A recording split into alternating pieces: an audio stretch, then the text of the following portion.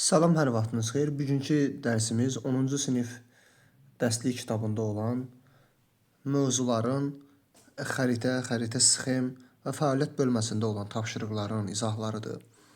İlk dərsimiz coğrafiya təbiət elmləri sistemində mövzusudur. Mövzuda birinci tapşırıq olaraq coğrafiyanın digər elmlərlə birgə öyrəndiyi obyektlərə və hadisələrə aid sxemi tamamlayın. Burada coğrafiyanın əlaqədə olduğu elmlər göstərilib. Bu elmlərə biologiya, fizika, həmçinin özümüzdən digər elmlər yaza bilərik. Məsələn, kimya, ekologiya, tarix kimi elmlər yaza bilərik. İlk olaraq biologiya ilə burada canlı aləm göstərilib. Fizika ilə biz bilirik ki, külək olsun, atmosfer təzyiqi olsun, temperatur olsun. Bunlar fizika ilə bağlı olan sahələrdir. Coğrafiyanı burada kimya yaza bilərik. Kimya ilə bağlı sahələrinə təbiətdəki maddələr, süxurlara aid eləyə bilərik. Daha sonra ekologiya ilə bağlı sahəsinə belə deyək, canlıların, yəni ətraf mühitlə qarşılıqlı əlaqəsi, insan fəaliyyətinin biosferə təsiri, yəni bu prosesləri bura qeyd etmək olar. Sonra fəaliyyət 1 bölməsində musson iqliminin formalaşmasına təsir edən amillərin müxtəlif elmlər tərəfindən öyrənilən səbəb-nəticə ardıcıllığı. Bildiyimiz kimi musson iqlimi əsasən Asiyanın cənub, şərq və cənub-şərqi Asiya zonasında, həmçinin Mərkəzi Amerikada, Meksika körfəzi sahillərində müşahidə edilir. Musson iqliminin yaranma ardıcıllığını burada, yəni musson küləkləri belə deyək, yaranma ardıcıllığı olaraq ilk olaraq istilik tutumunun müxtəlifliyi. İstilik tutumunun müxtəlifliyi olduğuna görə bildiyimiz kimi quru daha tez qızır və tez soyuyur, su isə gec qızır və gec soyuyur. Ona görə də istilik tutumunun müxtəlif olduğuna görə quru və su arasında istilik fərqi yaranır. Quru və su arasında istilik fərqinin yaranması quru və su səthi üzərində havanın temperaturunda müxtəlifliyinə səbəb olur. Hava temperaturu müxtəlif olduğuna görə havanın sıxlığı da müxtəlif olur. Belə deyək, su, yəni sıxlıq, temperatur isindikcə sıxlıq azalır. Sıxlığın da müxtəlifliyi atmosfer təzyiqini yaradır. Çünki atmosfer təzyiqi və atmosfer təzyiqi də, yəni yüksək təzyiqdən alçaq təzyiqə doğru musson küləkləri formalaşır. Yəni musson küləkləri yay aylarında, əsasən musson küləklər yay aylarında okeandan quruya, qış aylarında isə qurudan okeana doğru əsirlər. Həmçinin burada verilmiş coğrafi hadisə və obyektlərin birini seçin. Nümunəyə onun hansı elmlərlə birgə öyrənildiyi sxematik şəkildə təsvir edin. Burada məhəllin planının tərtib olunması, yerdə təbii zonaların formalaşması və yerdə vaxt fərqlərinin yaranması verilib. İlk olaraq gəlin məhəllin planının tərtib olunmasına baxaq. Hər hansı bir ərazidə bir məhəlli planını tərtib etmək istəyiriksə, ilk olaraq həmin məhəllin ölçülərini və sahəsini təyin etməliyik. Yəni birinci işimiz bu olmalıdır. Daha sonra planşetin ölçülərini təyin etməliyik. Yəni o məhəllin ölçülərinin sahəsini ölçəndən sonra onu ki hansı planşet, yəni kağız üzərinə köçürəriksə, həmin o planşetin ölçülərini təyin etməliyik. Daha sonra miqyası hesablamalıyıq. Daha sonra sadə alətlərdən istifadə etməklə məhəlli planı almalıyıq. Yəni o miqyasla qurduğumuz o planşetə köçürməliyik. Və sonra da şərti işarələrdən istifadə etməklə məhəllin planını tərtib etməliyik. Yəni tam aydın verməliyik. Yerdə təbii zonaların formalaşması üçün birinci temperatur dəyişməsi, təzyiq dəyişməsi, daha sonra rütubət dəyişməsi ardıcıllığı olacaq. Torpaqların inkişafı da bitki və heyvanlar aləminin də inkişafına səbəb olur və daha sonra təbii zonalar formalaşır. Yerdə vaxt fərqinin yaranmasının ən başlıca səbəbi yerin öz oxu ətrafında hərəkətidir. Yer öz oxu ətrafında hərəkət etdikcə günəş işığı da qeyri-bərabər paylanılır yer üzərində. Günəş işığı qeyri-bərabər paylandığı üçün gecə-gündüz yaranır. Gecə-gündüz də yarandığından vaxt fərqi yaranır. Yəni bir sözlə yaranma ardıcıllığı bu ardıcıllıqla gedir. Sonra burada qədim Yunan filosofu Platonun çoxüzlü həndəsi fiqurları, kainat, yer və təbiətlə əlaqələndirməsi göstərilib. Tetraeder oddur, kub torpaqdır, dodokaeder kainat, ikosaeder su, oktaeder də hava deməkdir.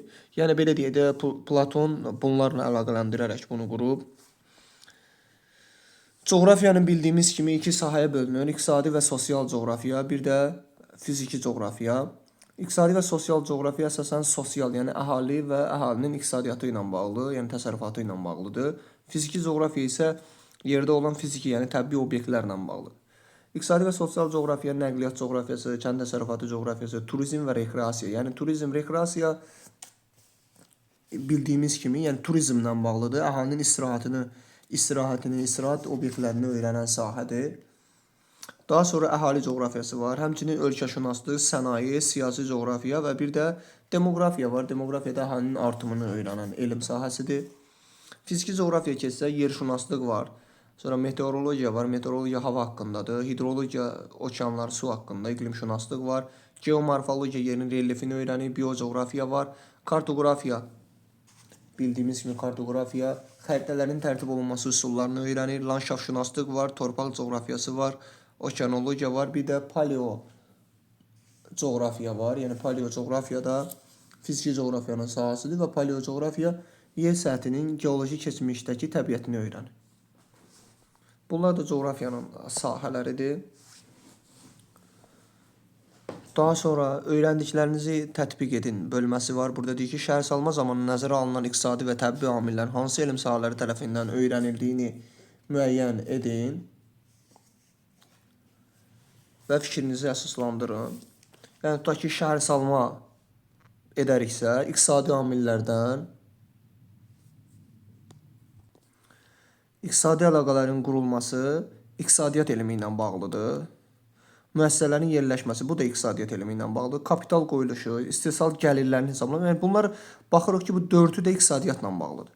Amma bir də burada əhalinin məşğulluğu var. Bu artıq əhali coğrafiyası, yəni demoqrafiya ilə bağlı olacaq. Ona görə 5 əhali demoqrafiya ilə bağlı olacaq. Təbii amillərə baxsaq, relyefi geomorfologiya elmi öyrənir.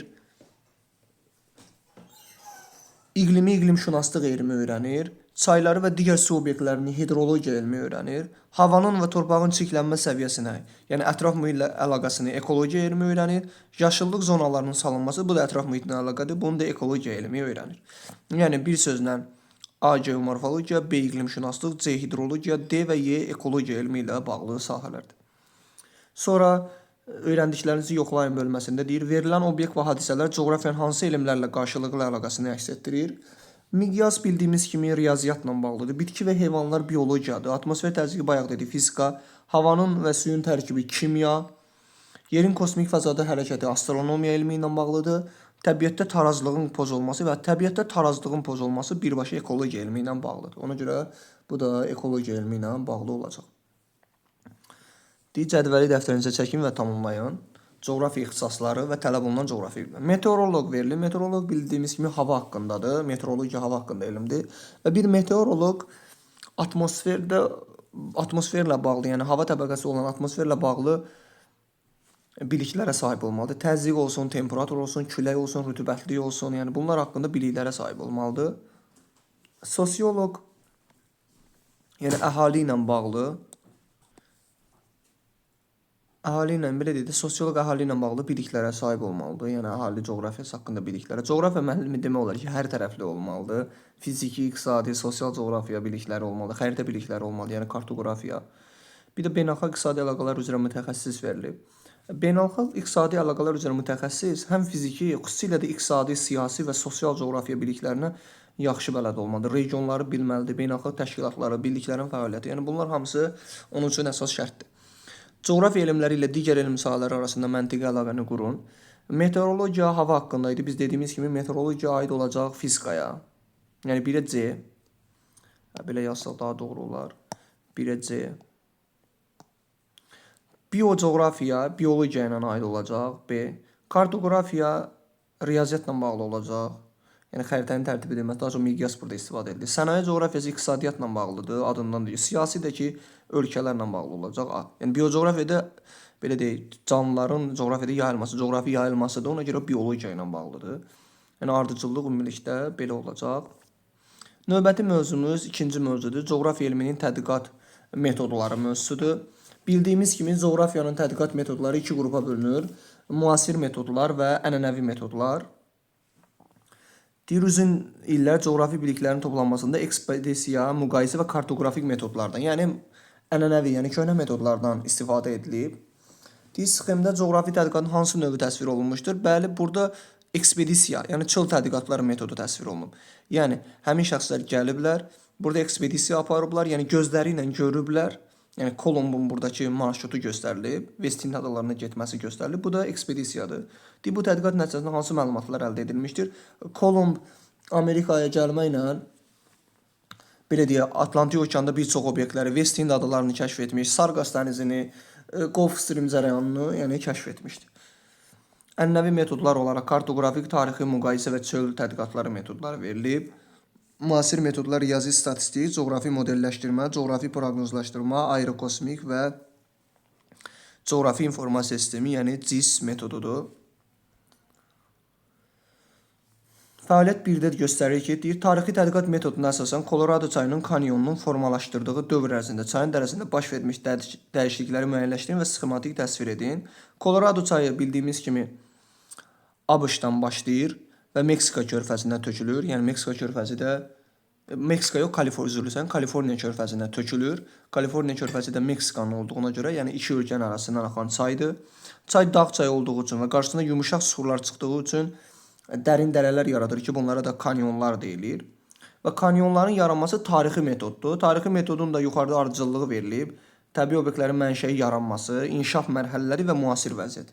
İndi gəlin biz kanyonun yaranması ardıcıllığını göstərək. İlk öncə yüksək dağlıq ərazidən başlanğıcını götürən çox dərin olmayan çay dərəsi. Bir çay düşünün, dağlıq ərazidən axan bir çay. Çox da dərin deyil, yüksək dağlıqdan başlayır.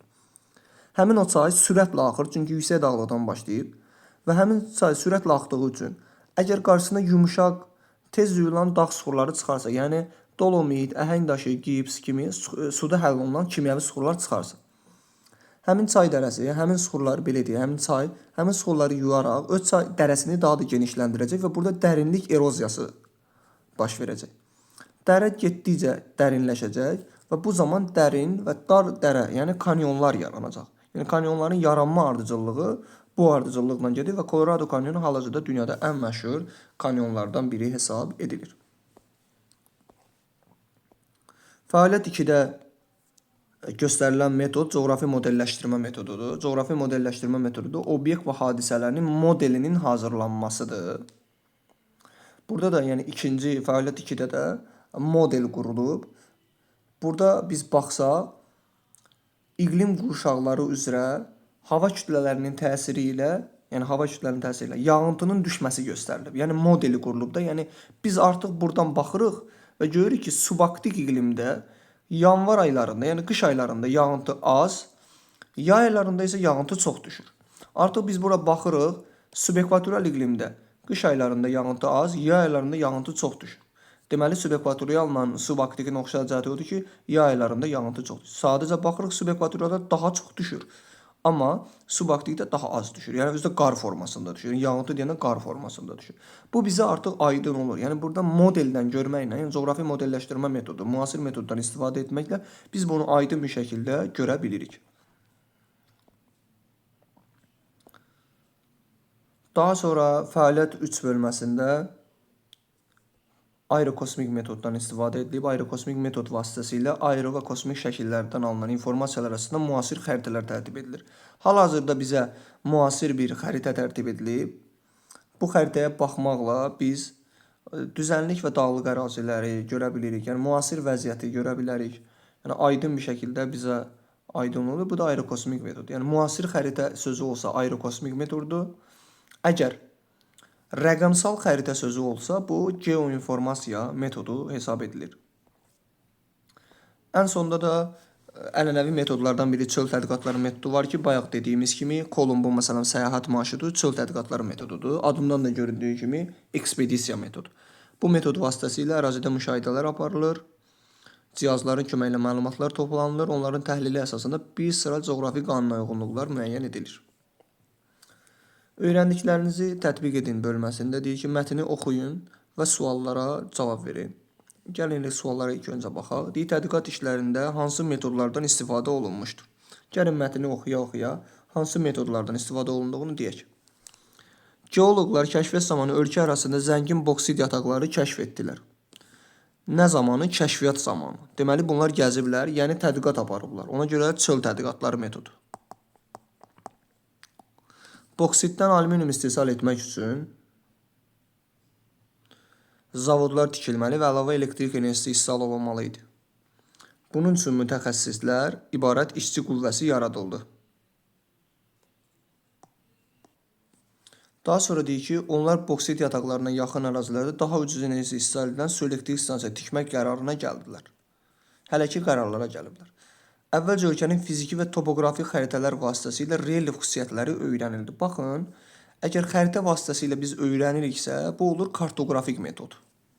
Kartoqrafik metod. Lakin müasir xəritə tərtib edilirsə bu aerokosmikdir.